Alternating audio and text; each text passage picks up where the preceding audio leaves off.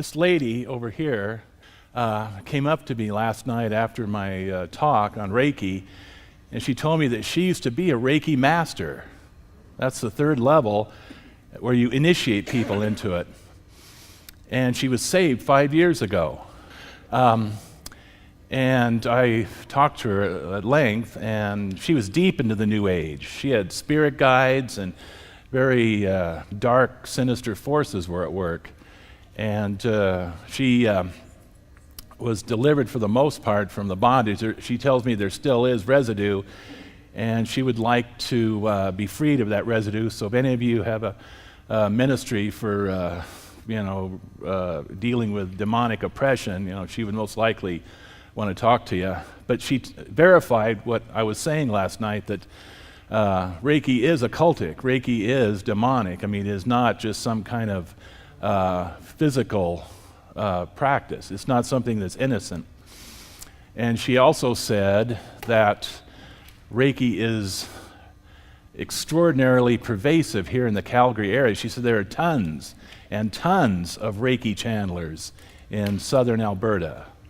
So that's one of the reasons I wanted to present this. If there was just a little Reiki, if there was just a few Reiki channelers here and there, then you could accuse me of being a sensationalist, making a mountain out of a molehill, so to speak. But I kind of suspected that Reiki is big in Portland, it's big in Seattle. I mean, Reiki is big. I live in a town of 150,000, and I estimate there's probably 1,000 Reiki channelers there. And also would be willing to talk to anybody who has questions about this, because she was a Reiki master. She was doing Reiki. She said she was on a beach somewhere, and she had a lineup of people, and she was doing Reiki on them. This heat was just pouring out of her hands. So if any of you, this is a real treasure here, because you can talk to her and see this from both a perspective of someone who's in the New Age and someone who is now a Christian. So I would encourage you, if you're really concerned about this, that you would talk to Leanne after, maybe during the coffee break or whatever. Okay, thank you, Leanne.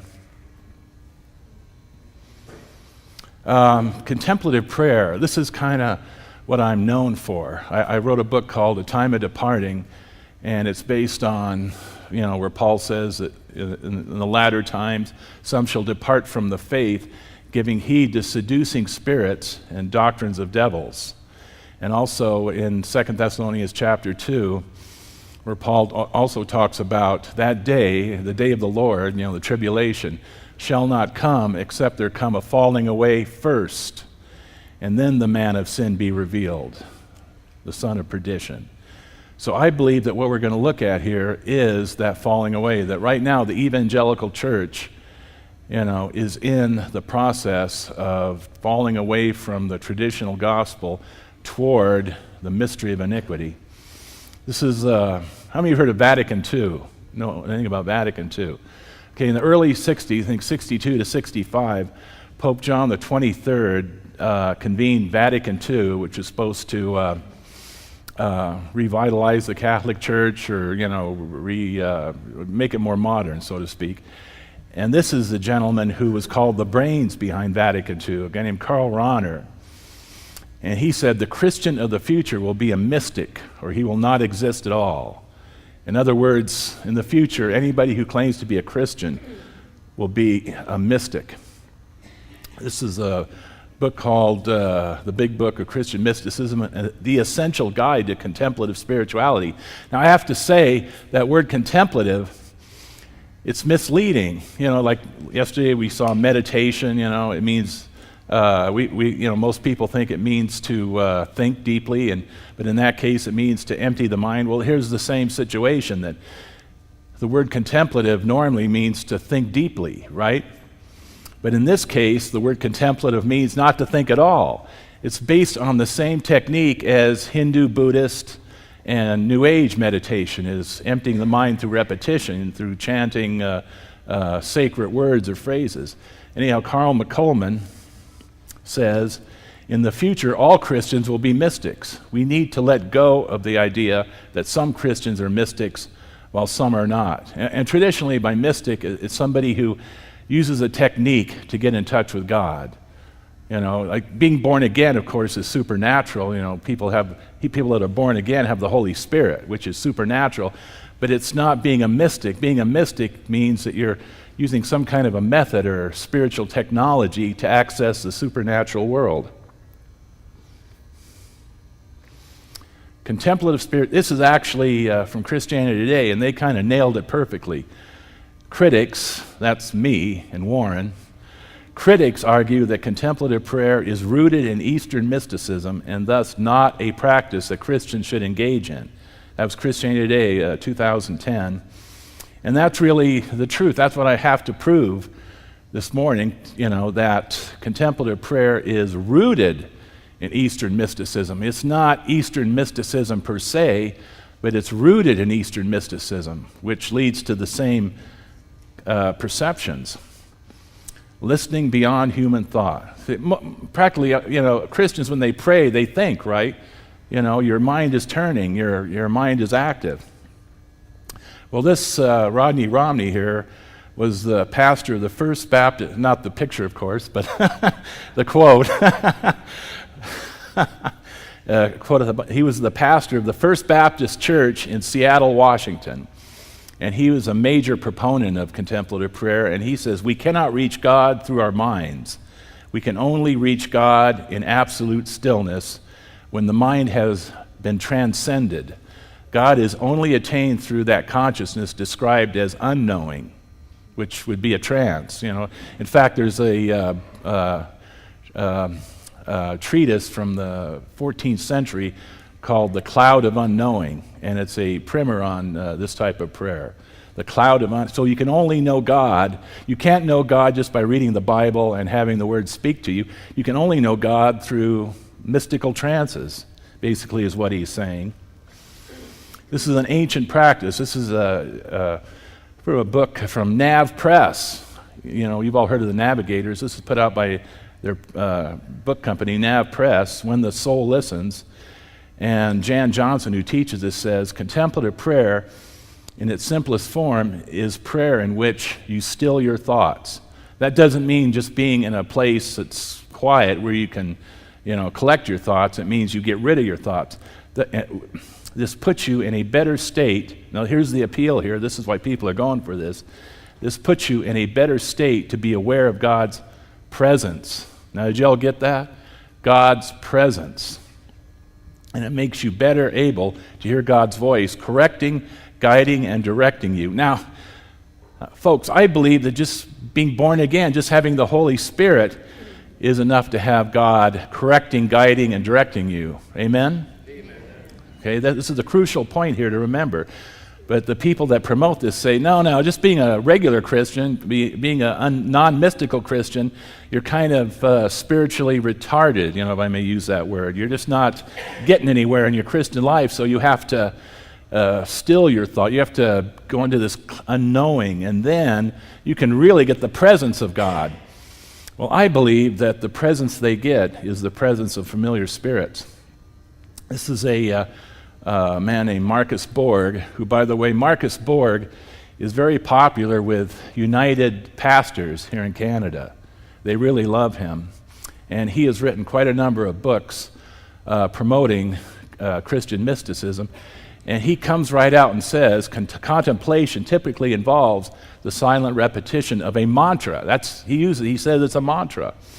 Whether a single word, a short phrase, or a series of short phrases. So this is one of the major proponents of contemplative prayer, actually saying that, it's a mantra. Now, some of you may know pastors or, Bible colleges, and you say, well, contemplative prayer is using a mantra. And they go, no, it's not using a mantra. Only Hindus and Buddhists use mantras. This is Christian, Well, they're saying that because they think that if you use Christian words, it's not a mantra.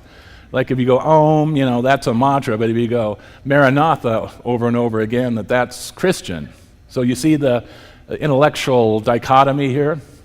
But it's the repetition that makes it a mantra, not the source of the word. This is a book called The Signature of Jesus. It claims that if you do this type of prayer, you will have the signature of Jesus on your prayer life. that you really need this to get anywhere in your Christian walk. The goal of contemplative prayer is the following. The first step in faith is to stop thinking about God at the time of prayer.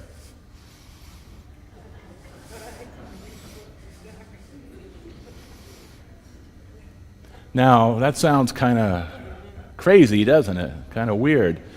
But that's what we're looking at here. In other words, if you're thinking about God, the mind is active, thoughts are flowing. So if you really want to get God, this is what you do. Choose a single sacred word or phrase. Without moving your lips, repeat the sacred word inwardly, slowly, and often. Well, this is classic New Age occultic meditation, but it's under the guise of Christian prayer.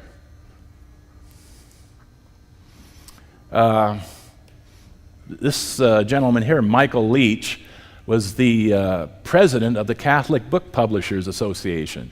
So he's no, slob. I mean, he was very influential and very prestigious, and he comes right out and says that this type of prayer, this mysticism is New Age.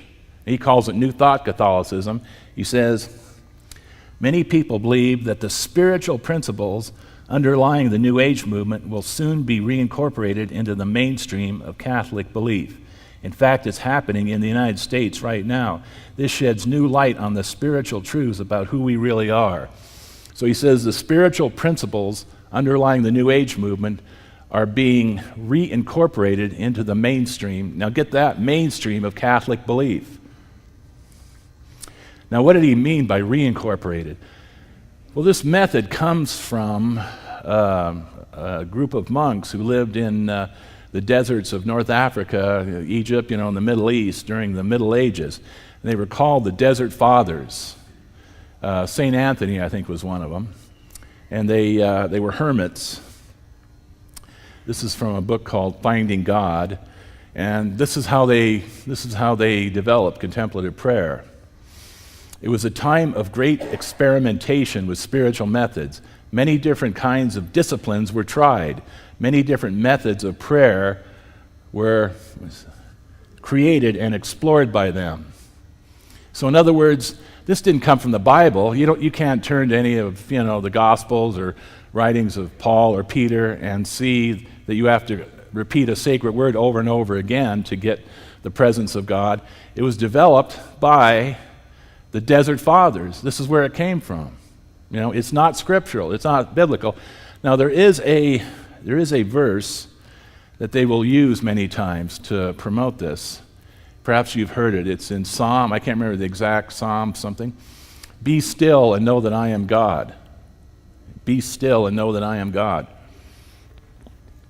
What that's talking about, if you look at it in context, Israel is facing a major threat. It looks like things are pretty dangerous. That Israel could be destroyed by her enemies, and that be still, means to calm down, to relax. To not get all worried. Be still, or relax, and know that I am God. In other words, I'm going to protect you. Has nothing to do with emptying the mind. Has nothing to do with chanting mantras. Has nothing to do with going into mystical states. Okay, the way of the mantra. This is from a book called The Dawn of the Mystical Age. The 4th century Desert Fathers understood that a simple device was needed to keep the monkey mind from wandering. Now, the monkey mind is a Buddhist term, and it's a reference to your normal thinking process. In other words, when you're in the state of mind you are in now, you're always thinking about something, right? There's always thoughts flowing. And Buddhists call that the monkey mind. In other words, monkeys are always kind of chattering and kinetic, they're always jumping around and chattering. You never see monkeys that are just still, they're always just running around. Well, the Desert Fathers believed that, you can't find God that way, so you need a simple device. Thus, the mantra method of prayer, which had been introduced centuries before by Buddhists and Hindus. See, they picked this up from Buddhists and Hindus. Came to be a staple form of Christian prayer, not only for the Desert Fathers and Mothers, but for Christians down through the ages. Now, what they mean by Christians down through the ages, is monks. The Desert Fathers borrowed it from Hindus and Buddhists, the idea of going into trances, and people took it up to Europe, and it became embedded in the monastic system, in monasteries and convents. And maybe you've heard of some of the St. Teresa of Avila, St. John of the Cross, Meister Eckhart. Let me see, and it doesn't matter, but Julian of Norwich. But anyhow, there's these like mystical superstars in Catholic literature down through the centuries, and that's what's being referred to here. The reach of Christian mysticism. See, now, the reason I'm telling you this now, by now I mean, in our lifetime, in the 1960s, this was brought out of the monasteries and started to be spread around among the Catholic laity. And then it started to become popular with the mainline Protestant churches. And now it's starting to be accepted by evangelical Christians, even fundamentalists. How many have heard of Norman Vincent Peale? You may find this surprising, but he was an early proponent, of contemplative prayer. His book, The Power of Positive Thinking, he actually has a reference to contemplative prayer. He says, throw your mind into neutral. When you have attained a quiescent state, that means a trance, then begin to listen for the deeper sounds of harmony and beauty, of God that are to be found in the essence of silence. So in other words, when you throw your mind into neutral, then you can hear God's voice, audibly speaking to you. You can actually hear him. You have the presence of God then, the essence of silence. Well, Norman Vincent Peale tutored a man named Robert Schuller. They were very close friends, and Peale was like a father to Schuller. And Schuller says in his book, Prayer, My Soul's Adventure with God, find yourself coming alive in the garden of prayer called meditation. Well, he calls it meditation, but it's the same thing. Yes, the New Agers have grabbed hold of meditation. Hey, Christian, hear me. Let's not give up the glorious God-given gift of meditation by turning it over to those outside our faith. Well, he doesn't understand that that meditation what makes them New Agers. It wasn't like they stole it from Christians. He's stealing it from them, or Peale stole it from them. And so Schuller knew that there are people saying, "Oh, don't New Agers do this?" And he goes, "Hey, Christian, hear me. Let's not give up the glorious God-given gift of meditation by letting the New Agers have it." Well, the thing is, friends, meditation is not, this type of meditation is not a glorious God-given gift. It was stolen by the Desert Fathers. If he could find somewhere, if Peale and Schuller could find somewhere in the Bible where you do throw your mind into neutral, then, I'd repent and say, yeah, you're right. I got it wrong. But you can't find that anywhere. Okay, Dr. Robert Schuller, in his book, Discover Your Possibility, says, in a matter of seconds, I can get myself in such a state of relaxation, that's meditation, where I'm not at all conscious of my body, weight, but sense that I am floating suspended in space. Now, when you folks pray, how often do you feel like you're floating suspended in space? It just doesn't happen. You're grounded. And this is when I go into two-way prayer. Two-way prayer. Well, that means that he's not talking to God, or supposedly God's talking to him. Well, how many of you know that Schuller had a school for pastors? How many of you know that? It was called the School for Pastoral Studies, and tens of thousands of evangelical pastors went to this school over a course of like 30 or 40 years or so, and he passed on this practice to all these pastors that went to this school, and one of them was Rick Warren. And Rick Warren became, and this is why, people are critical of him. There's a variety of reasons, but this is one of the major reasons that he is a promoter of this type of prayer. And on his website, they sell this book, and Rick Warren says, this handbook is full of practical, accessible guidance. Well, this book is basically a handbook on how to do mantra-type prayer. And I'm having trouble with my glasses this morning. I have to kind of take my glasses off here. In her book, Adele Alberg Calhoun calls Basil Pennington one of her spiritual tutors. Okay, so the woman that put this book together, that wrote this book, was tutored by Basil Pennington. And Basil Pennington said the following. He wrote a book called Finding God at the Center. Yeah, my eyes are kind of watery for some reason. He says, okay, this is her tutor saying this now. This is not from the book, but this is the guy that tutored her saying this. We should not hesitate to take the fruit of the age-old wisdom of the East and capture it for Christ. Indeed, those of us who are in ministry should make the necessary effort to acquaint ourselves with as many of the Eastern techniques as possible. So Basil Pennington was totally immersed in Eastern mysticism.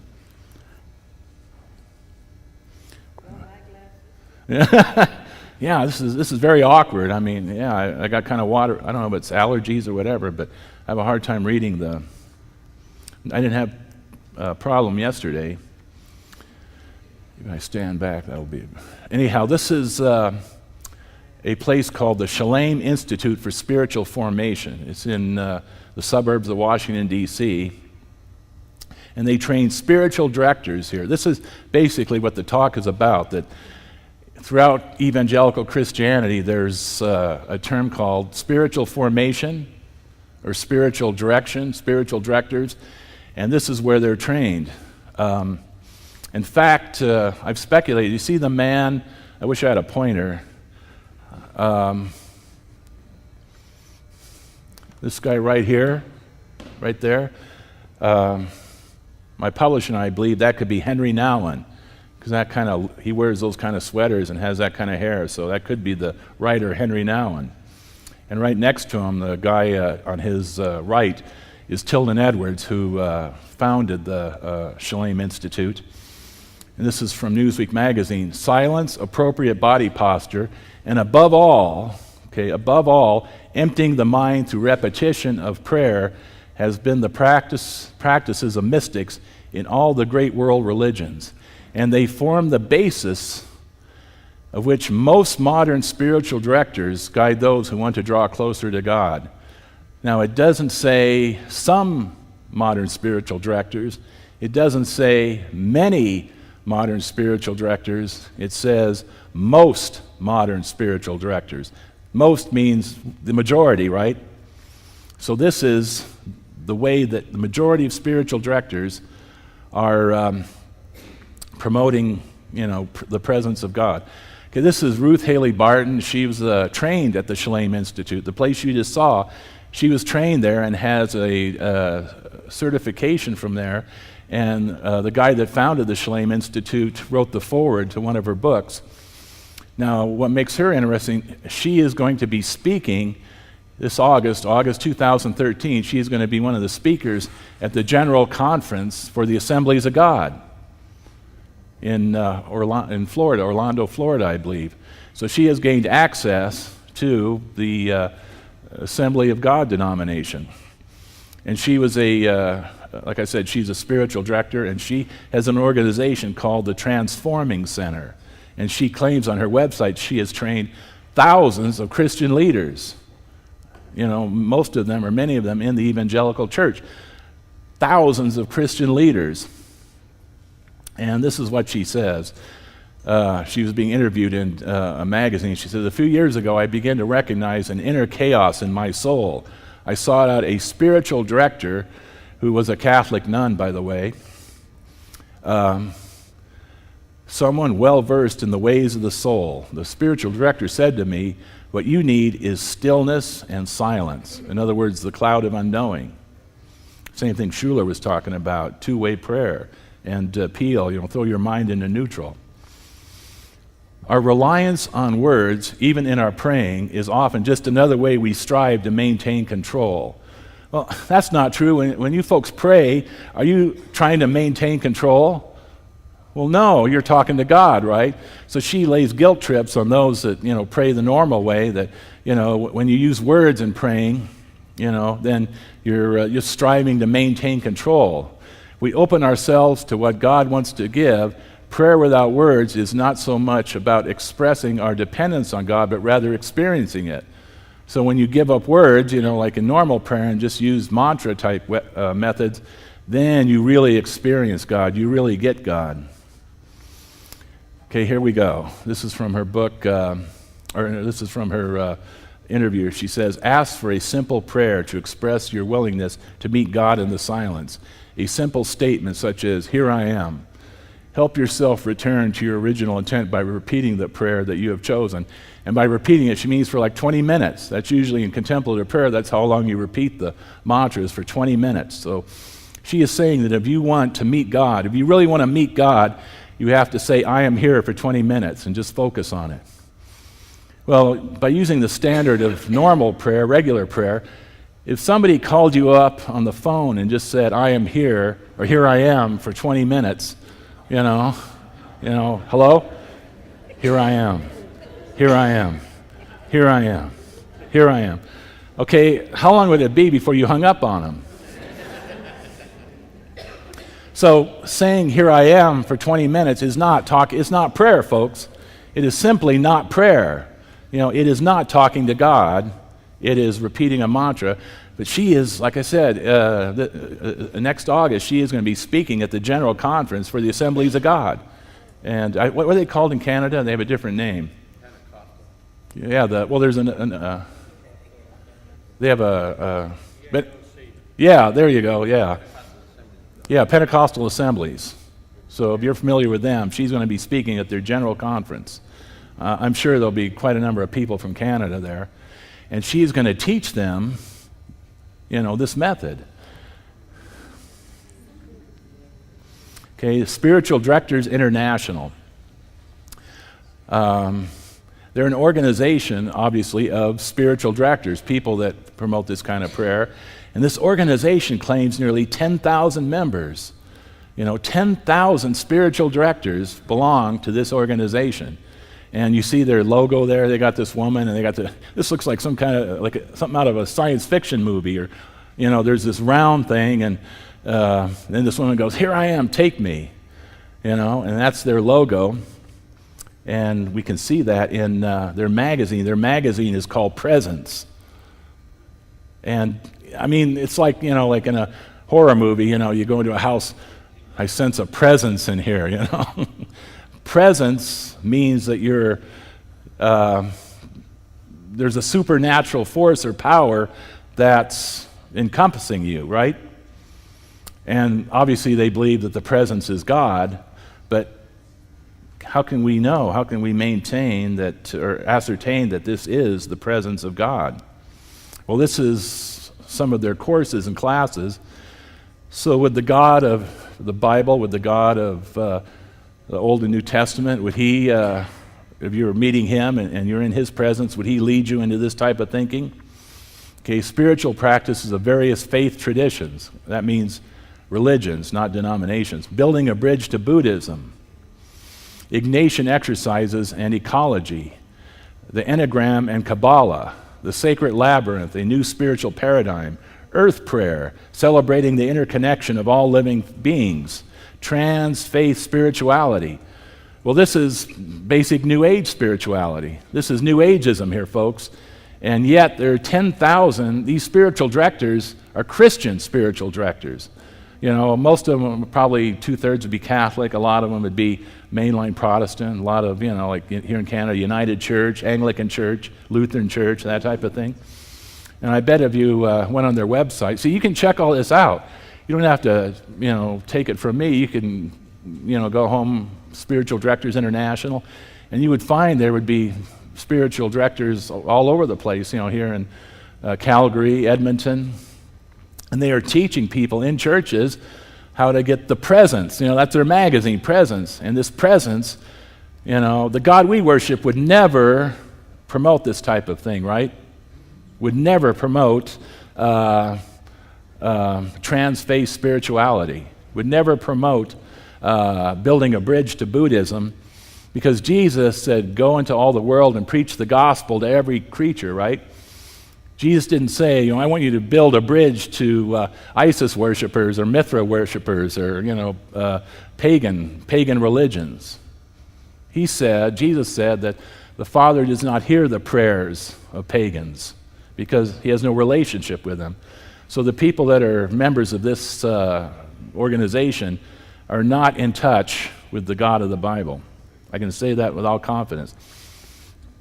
This is the man that brought contemplative prayer out of the monasteries and convents and started to spread it around to the laity. And he believed that God is in everybody. He believed that God is in all people. He said, it is a glorious destiny to be a member of the human race. Now I realize what we all are. If only they, that's people, humanity, could all see themselves as they really are, I suppose the big problem would be that we would fall down and worship each other. Why? Well, why would we worship each other if we could see how we really were? At the center of our being is a point, forgive me here, mystics talk really weird, they use weird terminology. At the center of our being is a point of nothingness, which is untouched by sin and by illusions. In other words, in every person, there's this essence that's untouched by sin. And by illusions, he means like, false perceptions. A point of pure truth. This little point is the pure glory of God in us. And it is in everybody. The pure glory of God is in everybody. Now that is New Age religion. That is New Age theology. Thomas Merton was a New Ager. By the way, he went to India to be at an international conference, an interfaith conference, and he had his most powerful spiritual, experience at a Buddhist shrine in Sri Lanka. And he was looking at there were all these Buddhist statues, and he was looking at them. All of a sudden it hit him that the Buddha nature is in everything. The Buddha nature is in all there is. And then he gave a speech at a conference and said, to people of other religions, we are one, we are all part of the same God. And then that night, he was electrocuted in his hotel room while he was taking a bath. The fan, I think, fell in the bathtub or something, but he was electrocuted. Okay, this, remember I said last night, one picture is worth 1,000 words? Well, this is at Vancouver School of Theology. This is where they train pastors for the Anglican Church and United Church. And they have a Thomas Merton reading room. And a friend of mine in Vancouver took this picture, and this sums it up. There's Thomas Merton, and below him is what? Yeah, the statue of the Buddha. And like I said, Thomas Merton was basically a Buddhist and also a Sufi, a Muslim mystic, at a retreat for contemplative women given at Gethsemane Abbey. That's where he was stationed, Gethsemane Abbey in Kentucky. In May 1968, he declared, I'm deeply impregnated with Sufism. Now, Sufis are the mystics of Islam. How many of you heard of whirling dervishes? Heard that term, whirling dervishes? Well, there are these Sufis. They wear long gowns and they have these big, tall hats, and they just kind of they chant mantras and they twirl around. They meditate and they twirl around, and they're in Turkey, and that's what Sufism is. They're the New Agers of Islam, and he said he was deeply impregnated with Sufism. Now, can a Christian be deeply impregnated with Muslim mysticism? Well, no, but he's at one of the top Bible schools in the States. They have, at their bookstore, they have 4 shelves devoted to Thomas Merton. This is an evangelical Bible school, and he is so popular, they have 4 shelves devoted not against him, like a cult or whatever, but by him and about him. He is extremely popular in evangelical circles. Why? I don't know. I can't understand it. Oh, I can understand it. This is Richard Foster. I've talked to him personally. Now, Richard Foster wrote a book called Celebration of Discipline, and I was told that practically every pastor in North America has a copy of that in their library. And one of the major spiritual disciplines is contemplative prayer. And I talked to, in 1994, I met Richard Foster, and I tried to quiz him about this, and I was very nice. I wasn't overbearing. I said, "Listen, Foster, come clean." I was very nice and meek. I was even humble and meek, and I tried to find out just what was going on here. And he was very, very adamant. This is what he did. I'm standing here, and he goes, "Well, Thomas Merton tried to awaken God's people." He said it just like that. He's looking down at the ground. He said it. He didn't say it matter of fact. He didn't say it, ho-hum. He goes, "Thomas Merton tried to awaken God's people," like real conviction. And I knew then and there, because he mentioned Thomas Merton 15 times in Celebration of Discipline. So if you quote somebody 15 times, that means you like them, right?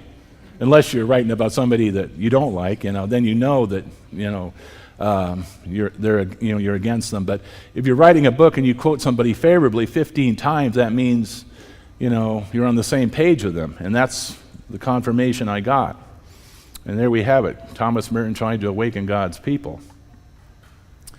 And also, in his book, he says, on page 13, we should all, without shame, enroll in the school of contemplative prayer. And by all, he means all. And remember what we started this talk, that the Christian of the future will be a mystic, or they will not exist at all. And, mysticism is not just for a few, it's for all Christians. Well, this is what these people are working for, that someday, maybe soon, that what we know as Christianity will be the same as what Thomas Merton practiced, that mysticism, everybody will be in touch with God through contemplative prayer. There's Henry Nouwen. He would be like the number 2. Merton would be number 1 in popularity, and Henry Nouwen would be number 2. Henry Nouwen was a Catholic priest, and he wrote numerous books on contemplative prayer. And he actually, this is kind of scary. You remember last night I talked about the chakras? Reiki and yoga are based on the chakras. Okay, Henry Nouwen, he wrote an autobiography. I can't remember the name, but something about my journey or something like that. And he said, now this is really creepy, he said that while he was exercising, he was on an exercise bike, in a gym, and while he was on this exercise bike, he would listen to tapes about the chakras. Well, the chakras are at the heart of New Age spirituality. Now, why would he be listening to tapes on the chakras? He was also, I should say, he was a major promoter of contemplative prayer and very much into sympathetic with Buddhism. He said, Sabbatical Journey, that's it. That was the name of his autobiography, Sabbatical Journey. He said, today I personally believe that while Jesus came to open the door to God's house, all human beings can walk through that door, whether they know about Jesus or not. Today I see it as my call to help every person claim his or her own way to God. Whether it's Buddhist, Hindu, Muslim, New Age. So, he is widely quoted in evangelical circles. He also said, and this is what Merton said, remember Merton said that we all knew who we really were, we'd fall down and worship each other, right? Well, Nouwen said, the God who dwells in our inner sanctuary is also the God who dwells in the inner sanctuary of each human being. So in other words, these two major champions of contemplative prayer believe that God is in every person, every human being. Well, that's what Reiki and yoga believes, That's what the New Age believes, is that God is in every person. You don't need to pass from, remember what in John, he who hears my word and believes on him who sent me, has eternal life and will not come into condemnation, but will pass from death, unto life. So, see, Christianity teaches that we're born separated from God, and when we believe the gospel and have faith in Jesus Christ, then we're born again. We pass from death unto life, right? But they're saying that, when you're born, you have God in you. You don't need to pass from death unto life. You need to realize that you're divine, that you're God. Okay, Sue Monk Kidd, she's the perfect example of what I'm talking about. She was a Southern Baptist Sunday school teacher in a small town in South Carolina. Really conservative. Southern Baptist Sunday school teacher. And someone handed her in Sunday school, now she didn't go to some New Age center, somebody handed her a book by Thomas Merton in her Sunday school class. Handed her a book by Thomas Merton, and she started to do it. She said, I found a host of Christian thinkers and saints talking about a way of being with God, a way of needing Him. I still have kind of a fuzzy here, and experiencing Him in the depths of one's being. That opened the door to oneness with Him. They called it contemplation. So she found, this is a book she wrote, God's Joyful Surprise. I got watery eyes for some reason. I was amazed to realize that I had known practically nothing about this ancient and powerful tradition of Christian meditation. I was ready. So she started reading Merton, and she said, I didn't know there was such a thing as contemplation, and I need this. This is for me. I was ready. And God's Joyful Surprise, this book, was promoted by some major Christian magazines. It was Virtue Magazine's best book of the year. If you remember Virtue Magazine, I think it was a Christian woman's magazine. Okay, it said, a joy to read from beginning to end. Okay, today's Christian Woman said, the message and challenge of the book is profound. And then Moody Monthly said, Kidd suggests some disciplines for cultivating some interior quietness and a richer personal experience of God's love. Now that was Moody Monthly, which is an arm of Moody Bible Institute. So these major Christian magazines were promoting her book that, if you want to know God, this is how you do it. Well, she comes out with her third book. This is where it leads, called Dance of the Dissident Daughter. So her first two books sounded somewhat Christian, but now she said, and this is, it says the time of departing, but I have the reference in the back. She says, this is what happened. She's in her church, she'd been doing contemplative prayer, and she's sitting in her Southern Baptist church, and she had the following experience. The minister was preaching. He was holding up a Bible. It was open, perched atop his raised hand, as if a blackbird had landed there. He was saying that the Bible was the sole and ultimate authority of the Christian's life, the sole and ultimate authority.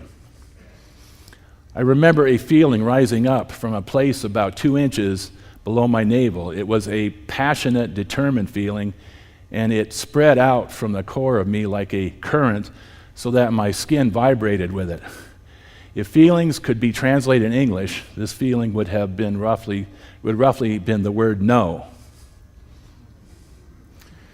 It was the purest inner knowing I had experienced. It was shouting in me, no, no, no, the ultimate authority in my life is not the Bible. It is not confined between the covers of a book. It is not something written by men and frozen in time. It is not from a source outside myself.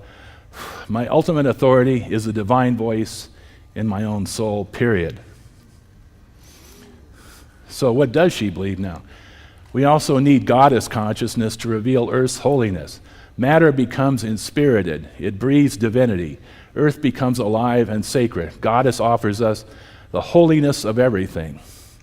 As I grounded myself in feminine spiritual experience, which is goddess experience, that fall I was initiated into my body in a deeper way. I came to know myself as an embodiment of goddess. In other words, she was a goddess. She was divine. So she went from being a Baptist Sunday school teacher to goddess. Mystical awakening in all the great religious traditions, including Christianity, involves arriving at an experience of unity or non-dualism. In other words, all is one. In Zen, Buddhism, it's known as samadhi. The day of my awakening was the day I saw and knew I saw all things in God and God in all things. So she became a New Ager in the context of a Sunday school class, rather than going to a outright New Age center. Along with Thomas Merton, Richard Foster uses Sue Monk Kidd as an example of someone who practices contemplative prayer in his book, Prayer Finding the Heart's True Home, in the chapter on contemplative prayer. So Richard Foster, if you go to that book, you will see Thomas Merton, Sue Monk Kidd, and Basil Pennington listed in that chapter as being, the examples of. How long do I got? 8 8. minutes. I got 8 minutes. So the emerging church.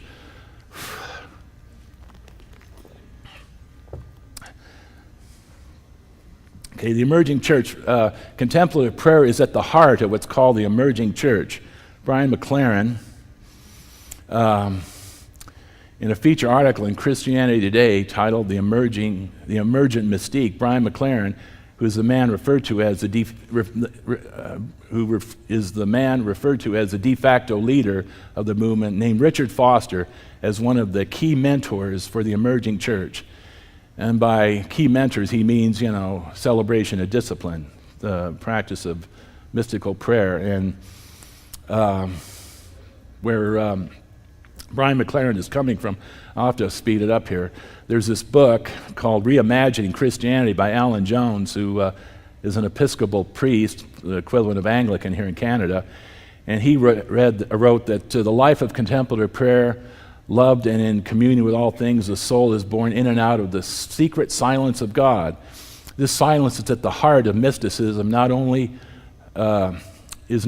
the meeting point of the great traditions or religions, but also where all hearts might meet. In other words, all of humanity will be connected in the silence. All of humanity, not just all religions, but all of humanity will meet in this mystical silence. And notice the picture there. There's it's a car dashboard, and there's a cross.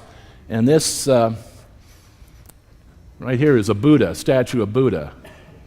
So we have the cross and Buddha together. They're united. And Brian McLaren endorsed this book on the back cover. He said, "It used to be the Christian institutions and systems of dogma sustained the spiritual life of Christians." By dogma, he means doctrine. Increasingly, spirituality itself is what sustains everything else. By spirituality, he means mysticism. Alan Jones is a pioneer in reimagining a Christian faith that emerges from authentic spirituality. His work stimulates and encourages me deeply. So, authentic spirituality is, the contemplative prayer mode. This is Tony Jones, major emergent leader. He wrote a book called The Sacred Way. He says, the basic method promoted in the cloud, that's the cloud of unknowing, is to move beyond thinking into a place of utter stillness with the Lord. The believer must first achieve a state of silence and contemplation, and then God works in the believer's heart. So this is at the heart, the essence of the emerging church movement. Okay, Sacred Pathways, Gary Thomas, basically he says that it is particularly difficult to describe this type of prayer in writing, as it is best taught in person. In general, however, centering prayer, which is contemplative prayer, works like this. Choose a word, Jesus or Father, for example, as a focus for contemplative prayer. Repeat the word silently in your mind for a set amount of time, say 20 minutes, until your heart seems to be repeating the word by itself, just as naturally and voluntarily as breathing. Well, if you say a word for more than half a minute, it just becomes a sound. Well, Rick Warren says, Gary has spoken at Saddleback, and I think highly of his work. He tells them, readers, how they can make the most of their spiritual journeys. He places an emphasis on practical spiritual exercises. Practical spiritual exercise. This is from his Ministry Toolbox, 2002. These contemplatives also recognize, this is a book called Setting the Gospel Free by Brian Taylor, who's a Episcopal or Anglican bishop, or priest, These contemplatives also recognize their soulmates in other traditions, as did Thomas Merton in his pilgrimage to Buddhist Asia. This is because they have passed beyond the confines of religion as a closed system to an open awareness of God in life. So people like us, they would say we have this closed system. So you have to move beyond that. He also said the God he, Thomas Merton, knew in prayer was the same experience that Buddhists describe in their enlightenment. That's why Sue Monk Kidd, when she started reading Merton and went on to being a contemplative prayer practitioner, ultimately wound up with a Buddhist perspective on who God is. So what is the verdict on Christian mysticism, contemplative prayer? If they were really so close to God, they would understand and embrace the gospel to a degree that would be perfectly clear. But in reality, contemplative prayer has taken them in the opposite direction. Instead of being valiant stewards of the Great Commission, it has caused them to be immersed in spiritual adultery.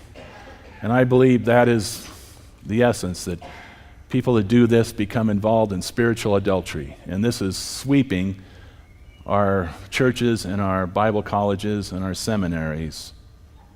And I believe this is the falling away that Paul wrote of in 2 Thessalonians chapter 2. That date